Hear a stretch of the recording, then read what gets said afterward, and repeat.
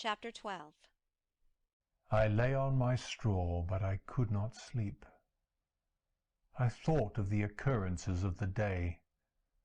What chiefly struck me was the gentle manners of these people, and I longed to join them, but dared not.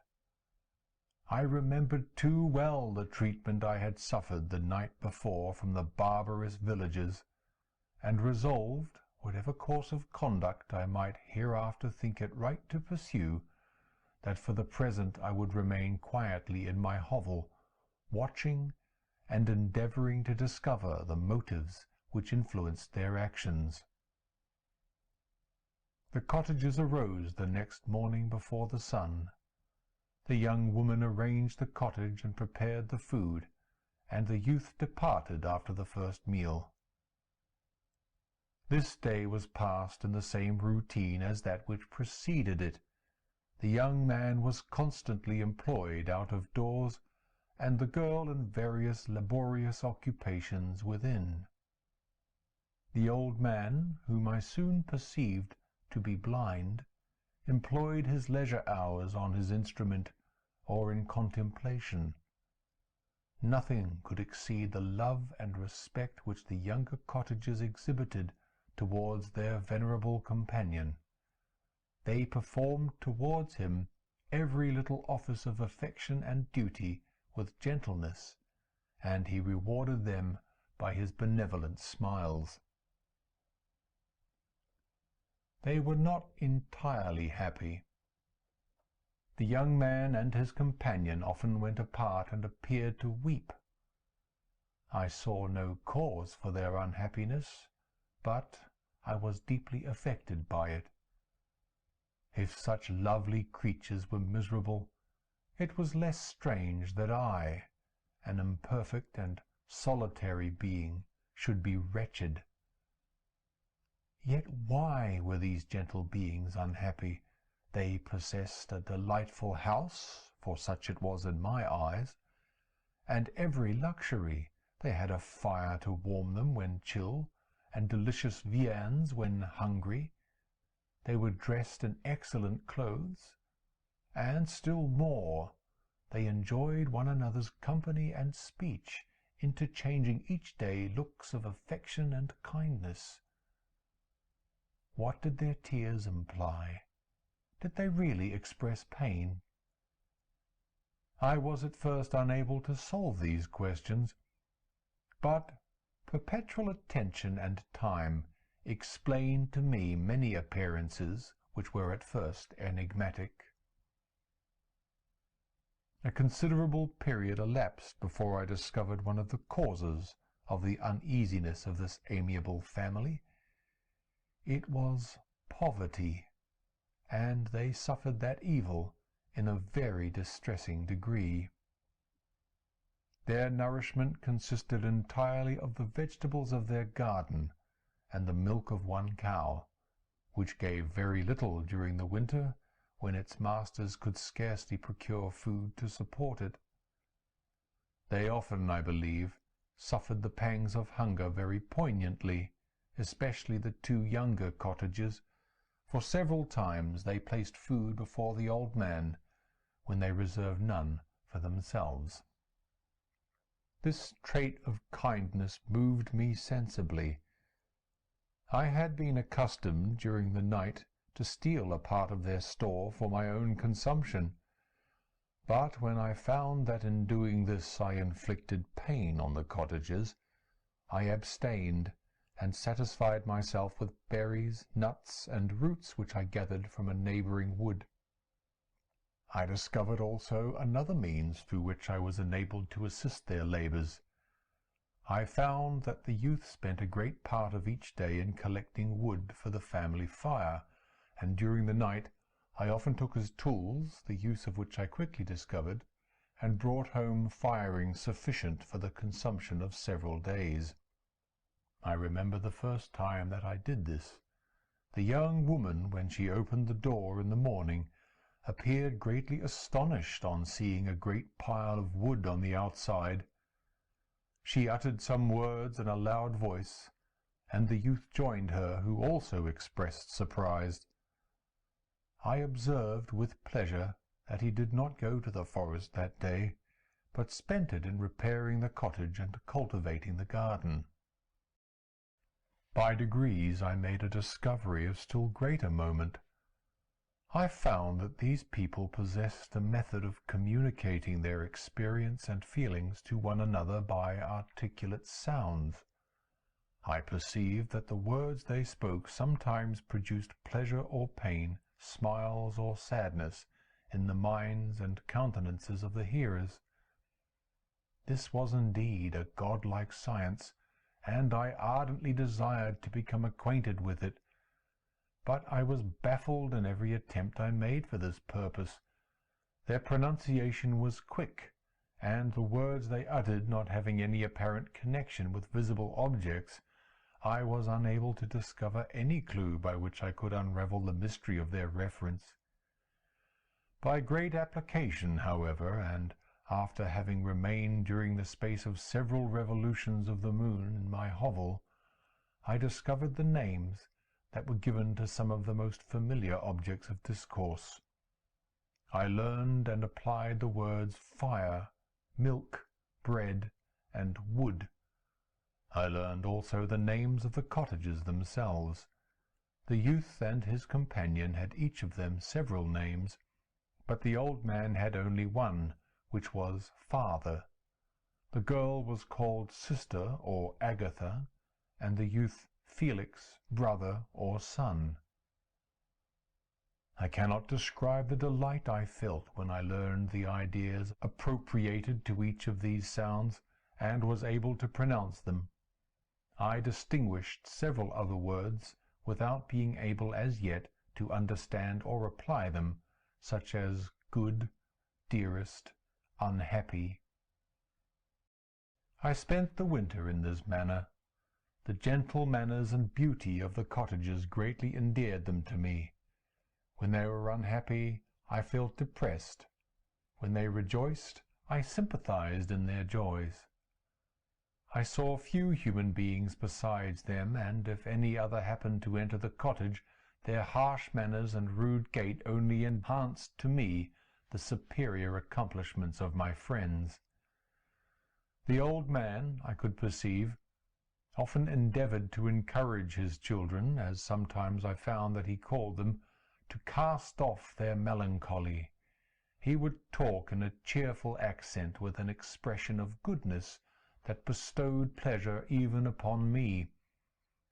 Agatha listened with respect, her eyes sometimes filled with tears, which she endeavoured to wipe away unperceived. But I generally found that her countenance and tone were more cheerful after having listened to the exhortations of her father. It was not thus with Felix. He was always the saddest of the group, and even to my unpractised senses he appeared to have suffered more deeply than his friends. But if his countenance was more sorrowful, his voice was more cheerful than that of his sister, especially when he addressed the old man. I could mention innumerable instances which, although slight, mark the dispositions of these amiable cottagers. In the midst of poverty and want, Felix carried with pleasure to his sister the first little white flower that peeped out from beneath the snowy ground. Early in the morning, before she had risen, he cleared away the snow that obstructed her path to the milk-house, drew water from the well, and brought the wood from the outhouse, where, to his perpetual astonishment, he found his store always replenished by an invisible hand. In the day, I believe, he worked sometimes for a neighbouring farmer, because he often went forth and did not return until dinner, yet brought no wood with him. At other times he worked in the garden, but as there was little to do in the frosty season, he read to the old man and Agatha. This reading had puzzled me extremely at first, but by degrees I discovered that he uttered many of the same sounds when he read as when he talked.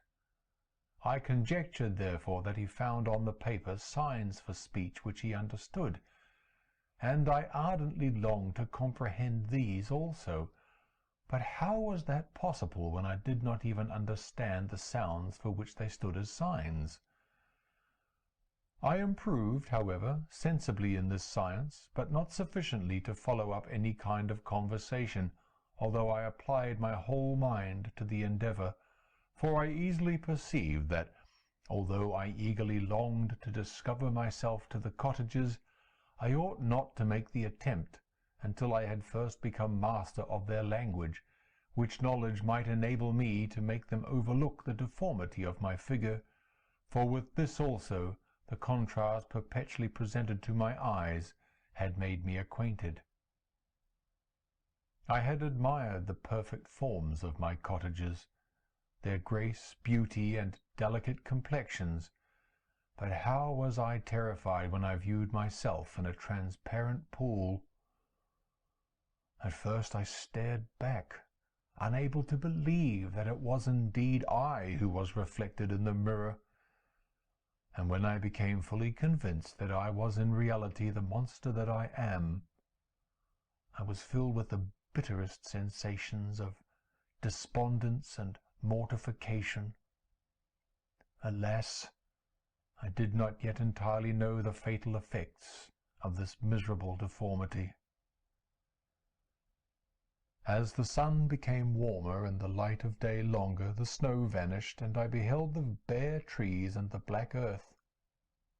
From this time Felix was more employed, and the heart-moving indications of impending famine disappeared.